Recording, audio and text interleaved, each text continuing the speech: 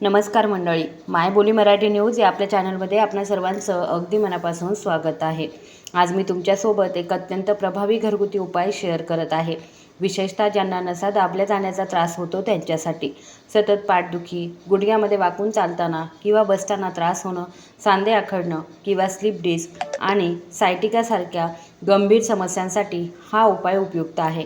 हा अनेक वर्षांपासून वापरला जाणारा उपाय तयार करण्यासाठी आपल्याला सर्वप्रथम शुद्ध देशी मोहरीच्या तेलाची गरज आहे।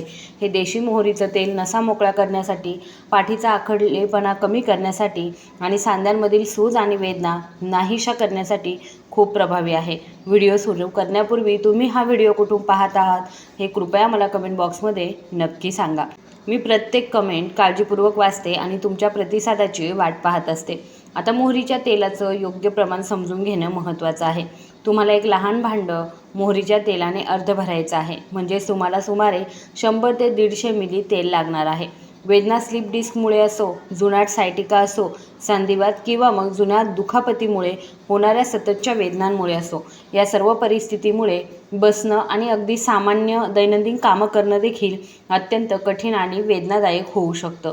विशेषतः जेव्हा वेदना कमरेपासून सुरू होऊन हळूहळू संपूर्ण पायामध्ये पसरते, तेव्हा परिस्थिती आणखी गंभीर होत जाते आणि खूप अस्वस्थता येते। अशावेळी हे देशी मोहरीचं तेल औषध किंवा चमत्कारापेक्षा काही कमी नाही आहे। या पाककृतीमधील आणखी एक महत्त्वाचा घटक आहे, तो म्हणजे लसूण। तुम्हाला सुमारे 5 ते 6 ताज्या स्वच्छ लसणाच्या पाकळ्या लागतील। लसूण ही एक औषधी वनस्पती आहे, ज्यात नसादुखी, सांधेदुखी आणि स्नायूंचा अशक्तपणा यांसारख्या समस्या दूर करण्याची शक्ती असते। लसणाच्या नियमित सेवनाने हाडे मजबूत होतात आणि शरीराला नवचैतन्य मिळतं। रक्तवाहिन्यांमधील रक्ताभिसरण सुधारतं आणि शरीर चपळ राहतं। आता लसणाच्या 5 ते 6 पाकळ्या पूर्णपणे सोलून घ्या। त्या स्वच्छ पाण्याने धुवा आणि नंतर त्यांचा रस किंवा नैसर्गिक तेल बाहेर काढण्यासाठी त्यांना खलबत्त्यामध्ये ठेचून घ्या किंवा लाटण्याने हलकेच दाबून घ्या, जेणेकरून त्यांचे पूर्ण फायदे तुम्हाला मिळतील। आता तुम्ही आधीच विकत घेतलेल्या त्याच मोहरीच्या तेलामध्ये ठेचलेल्या लसणाच्या पाकळ्या घाला। ही पद्धत खूप सोपी आहे, तरीही तिचा प्रभाव खूप प्रभावी आहे।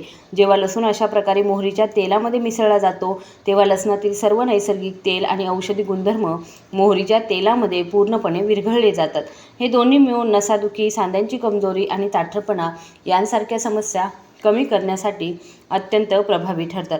आपल्या शरीरामध्ये जिथे हाडे जोडलेली असतात, तिथे एक गुळगुळीत थर असतो, जो त्यांना एकमेकांवर घासण्यापासून वाचवतो।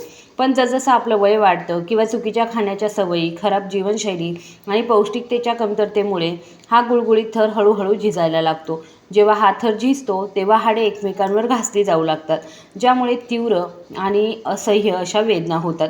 तथापि मोहरीचं तेल आणि लसणाचं हे मिश्रण या वेदनांना त्वरित शांत करतं आणि खूप आराम देतं। आता एकदा तुम्ही मोहरीचं तेल आणि लसणाचं हे मिश्रण तयार केलं की ते एका स्वच्छ झाकलेल्या भांड्यामध्ये सुमारे अर्धा तास तसंच ठेवा। यामुळे लसणाची संपूर्ण शक्ती आणि औषधी गुणधर्म तेलात पूर्णपणे एकजीव होतात। या दरम्यान आपण आणखी एक घरगुती उपाय तयार करू शकतो, कारण ते एकत्र वापरल्यास त्यांचा प्रभाव अधिक दिसून येतो आणि शरीराला लवकरच आराम मिळतो। आता आपण आणखी एक प्रभावी उपायाबद्दल बोलूया, ज्यामध्ये आपण शेवग्याच्या पानाचा वापर करणार आहोत। शेवगा हे तेच झाड आहे ज्याला इंग्रजीमध्ये ड्रमस्टिक असं म्हटलं जातं। गावोगावी विशेषतः हिवाळ्यामध्ये शेवग्याच्या देठांवर आणि फुलांवर मोठ्या आवडीने प्रक्रिया करून खाल्लं जातं। शहरांमध्ये हे देठ वेगवेगळ्या प्रकारे शिजवून खाल्ले जातात, पण आज आपण शेवग्याच्या हिरव्या आणि ताज्या पानांचा वापर करणार आहोत। आयुर्वेदानुसार नसादुखी, हाडांची कमजोरी आणि सांधेदुखी यांसारख्या गंभीर समस्या कमी करण्यासाठी शेवग्याची पाने अत्यंत फायदेशीर मानली जातात। तर तुम्हाला काय करायचं आहे, शेवग्याची ताजी हिरवी पाने पुरेशा प्रमाणामध्ये घ्यायची आहे। एका वेळेच्या वापरासाठी मूठभर किंवा सुमारे 25 ते 30 ग्रॅम पाने पुरेशी आहेत। ही पाने नसा मोकळ्या करण्यासाठी, सायटिकाची वेदना कमी करण्यासाठी, स्लिप डिस्कमुळे होणारी वेदना बरी करण्यासाठी आणि जुनाट संधिवाताची वेदना दूर करण्यासाठी उत्कृष्ट आहे। याशिवाय ही पाने जुनाट डोकेदुखी, दृष्टीच्या समस्या आणि दातांच्या समस्यांपासून आराम मिळवण्यासाठी देखील मदत करत असते। आता ही शेवग्याची पाने वाहत्या स्वच्छ पाण्याखाली पूर्णपणे धुवा, कारण शेतातून किंवा बागेतून तोडल्यानंतर पानांवर धूळ, सूक्ष्मजंतू किंवा रसायने चिकटलेली असतातच, जी व्यवस्थित स्वच्छ न केल्यास आरोग्यासाठी ती हानिकारक ठरू शकतात। त्यामुळे आपली पाककृती पूर्णपणे शुद्ध राहावी यासाठी ही स्वच्छता प्रक्रिया अत्यंत काळजीपूर्वक आणि पूर्णपणे करणं आवश्यक आहे। हे प्रभावी आणि सुरक्षित आहे। मंडळी, आज आपण ताज्या हिरव्या शेवग्याच्या पानांपासून बनवलेल्या एका अत्यंत प्रभावी घरगुती उपायाबद्दल चर्चा करत आहोत. हे शरीरातील सर्व प्रकारची लपलेली सूज, मग ती अंतर्गत असो वा दृश्यमान, नाहीशी करण्यास प्रभावीपणे मदत करते. आणि सर्वात महत्त्वाची आणि लक्षात घेण्यासारखी गोष्ट म्हणजे जे लोक बऱ्याच काळापासून गॅस, पोटात जडपणा, जुनाट बद्धकोष्ठता, मूळव्याध, भगंदर किंवा मग फिशर्स यांसारख्या समस्यांनी त्रस्त आहेत, त्यांच्यासाठी शेवग्याच्या पानांचा हा उपाय एक वरदान मानला जातो. आता तुम्हाला फक्त तुमच्या स्वयंपाकघरात जाऊन एक लहान किंवा मध्यम आकाराचं भांडं आणि एक साधं स्टील किंवा ॲल्युमिनियमचं भांडं घ्यायचं आहे आणि ते गॅस स्टोववरती ठेवायचं आहे. भांड्यामध्ये किंवा पातेल्यामध्ये सुमारे 1.5 ग्लास स्वच्छ ताजं पाणी घ्यायचं आहे, म्हणजे सुमारे 300 ते 350 मिली. आता तुम्ही आधीच धुवून तयार केलेली मूठभर ताजी शेवग्याची पाने हळूहळू या पाण्यामध्ये टाकायची आहे. गॅसची आच मध्यम ठेवायची आहे, खूप जास्तही नाही आणि खूप कमीही नाही. आणि पाणी 5 ते 7 मिनिटे हळूहळू उकळू द्या. जेव्हा तुम्हाला दिसेल की पाण्यामध्ये पूर्णपणे विरघळली आहेत आणि त्यांचा रंग बदलू लागला आहे, तेव्हा समजून घ्या की त्यातील सर्व पोषक तत्वे आणि फायदेशीर गुणधर्म पाण्यामध्ये पूर्णपणे शोषले गेले आहेत. आता गॅस बंद करा आणि उरलेले पानांचे तुकडे आणि अशुद्धी काढून टाकण्यासाठी उकळलेलं पाणी स्वच्छ सुती कापडातून किंवा चाळणीमधून पूर्णपणे गाळून घ्या. सुरुवातीचा 1.5 ग्लास पाणी आता अंदाजे 1 ग्लास झालेलं असेल आणि हाच तो ग्लास काढा आहे जो आपल्याला प्यायचा आहे. हा दुसरा घरगुती उपाय अगदी सोप्या आणि सहज पद्धतीने तयार केला जातो. आता जसं मी तुम्हाला व्हिडिओच्या सुरुवातीला सांगितलं, आपल्याला अर्धा वाटी म्हणजे सुमारे 125 मिली शुद्ध मोहरीचं तेल घ्यायचं आहे आणि त्यात सोललेल्या व हलक्या ठेचलेल्या लसणाच्या 5 ते 6 पाकळ्या टाकायच्या आहेत. आतापर्यंत तेलाचं मिश्रण पूर्णपणे तयार झालं पाहिजे आणि लसणाचा रस व गुणधर्मामध्ये तेलामध्ये चांगल्या प्रकारे शोषलं गेलं पाहिजे. आता या 2 उपायांचा पूर्ण लाभ घेण्यासाठी ते योग्यरित्या कसं वापरावं हे समजून घेण्याची वेळ आहे. सर्वात प्रथम आपण शेवग्याच्या पानांपासून बनवलेल्या या ताज्या काढ्याबद्दल बोलूया. तुम्ही जेव्हा इतर काहीही न मिसळता ते तसंच पिता, हे लक्षात ठेवणं महत्त्वाचं आहे की ते सकाळी रिकाम्या पोटी घेऊ नये, तर नाश्त्यानंतर सुमारे 1 तासानं घ्यावं, जेव्हा पोटामध्ये थोडंसं अन्न शिल्लक असतं, जेणेकरून त्याचा प्रभाव शरीरावरती खोलवर पोहोचू शकेल. आता तुम्हाला दररोज ताजा काढा तयार करून 1 ग्लास शेवग्याचे पाणी प्यायचं आहे. जर तुम्ही हा काढा 1 महिना किंवा अंदाजे 30 ते 35 दिवस नियमितपणे प्यायलात, तर शरीरातील रक्तवाहिन्यांमधील अडथळे, मंदावलेला रक्तप्रवाह, सांध्यांमधील ताठरपणा, स्लीप डिस्कमुळे होणारे पाठदुखी किंवा सायटिकासारख्या जुनाट आजारांमुळे होणारा त्रास हळूहळू बरा होईल.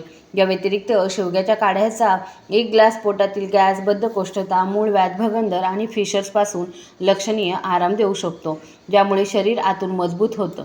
आता मोहरीचं तेल आणि लसूण यांपासून बनवलेल्या आणखी एका घरगुती उपायाबद्दल बोलूया, जो आपल्याला बाह्यतः वापरायचा आहे. जसं तुम्ही पाहिलं की मोरिंगाचा काढा आतून काम करतो, तर हा तेलाचा उपाय बाहेरून काम करतो. जेव्हा आपण हे दोन्ही उपाय एकत्र करतो, तेव्हा त्याचे फायदे दुप्पट होऊ लागतात आणि परिणाम अधिक लवकर दिसू लागतात. आता तुम्हाला फक्त हे मोहरीचं आणि लसणाचं तेल कोमट करायचं आहे. ते जास्त गरम होणार नाही किंवा उकळणार नाही याची काळजी घ्या. ते फक्त इतकंच गरम करा की बोटांनी स्पर्श केल्यावर ते भाजणार नाही किंवा फक्त हलकी उष्णता जाणवेल. आता कोणताही ताण न घेता हे कोमट तेल, ज्यात लसणाच्या पाकळ्या देखील असतील, वेदना होत असलेल्या भागावरती लावा, जसं की गुडघे, कंबर, सायटिकाचा भाग किंवा दाबलेली कोणतीही नस. आता या तेलाने हळूवारपणे मालिश करा. जास्त दाबणं किंवा घासणं टाळा. जर वेदना सौम्य असेल तर दिवसातून एकदा मालिश करणं पुरेसं आहे. तथापि जर वेदना तीव्र असेल किंवा दीर्घकाळाची समस्या असेल तर तुम्ही दिवसातून 2दा, एकदा सकाळी आणि एकदा रात्री झोपण्यापूर्वी त्या भागावर हळूवारपणे मालिश करू शकता. मालिश केल्यानंतर लगेचच तो भाग उघडा न ठेवण्याचा सल्ला दिला जातो. उन्हाळ्यामध्ये उन्हात बसणं शक्य नसल्यास तुम्ही त्या भागावरती गरम शेक देऊ शकता. हिवाळ्यामध्ये मसाज केल्यानंतर उन्हात बसणं हे फायदेशीर मानलं जातं. अशा प्रकारे जर तुम्ही 2 उपाय 1 महिन्यावर सातत्याने योग्यरित्या पाळले, तर तुमच्या लक्षात येईल की नर्व्ह ब्लॉक, सांधेदुखी, गुडघे आणि कमरेचा ताठरपणा, सायटिका किंवा स्लीप डिस्क यांसारख्या गंभीर समस्या देखील हळूहळू मुळापासून नाहीशा होऊ लागतात. हे दोन्ही उपाय मिळून शरीराच्या आत आणि बाहेर दोन्हींवरती परिणाम करतात आणि तुम्हाला दुहेरी लाभ मिळत असतो.